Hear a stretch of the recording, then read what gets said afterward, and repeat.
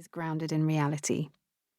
I want to show you a way of eating which will help the planet. I could have made this book more radical, asking you, for instance, to only buy food from sustainable agriculture or biodynamic farms, and to eat more wild and foraged ingredients, and to eat 100% seasonal, British-grown produce. And whilst I think we can and should aspire to all these things and move towards a climate-friendly diet, this book takes more manageable but equally important steps. I hope that for many of you, this book will sit in a sweet spot between the time you can devote to shopping and cooking, ingredients that are accessible to you and you can afford, and a way of eating that is kind to the planet. None of us is perfect, and the science is complicated. At times, it feels hard to make the right choices, but every small change adds up. It was proven to me over the months of the pandemic that we can take the time to cook, that we can waste less, and we can be creative with recipes and ingredients. I think the past few years have changed us all as cooks. We came to value food for the miraculous, life-giving stuff it is.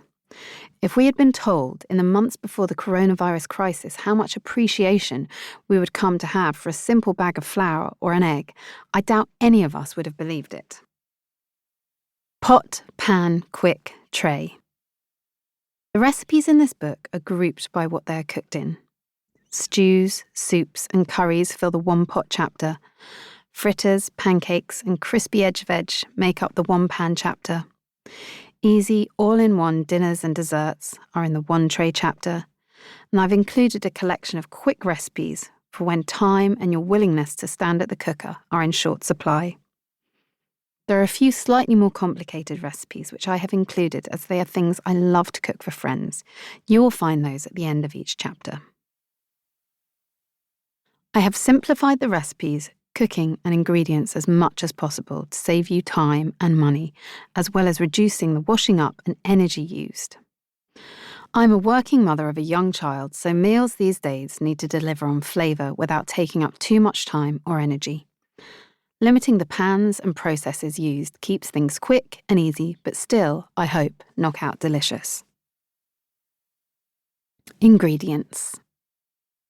This book is focused around seasonal British fruit and vegetables, low-impact grains and pulses, herbs and spices. There are, though, ingredients that come from further afield, from lemons to coconut milk. I use these mindfully and sparingly, knowing that they are, as a bar of chocolate might be, a treat. These ingredients are part of how I learn to cook and part of my flavour palette when I'm writing a new recipe, so I wanted to continue to use them, but with an increased awareness of where they are from and how they may have travelled to my plate. I also wanted to be upfront about my use of recipes and ingredients from traditions and cultures that are not my own. I do this with the greatest respect, and in no way do I intend my recipes to echo or even replace these culturally important recipes. The London I have grown up in is a tapestry of different people, cultures, and food, and it has informed how I cook and eat.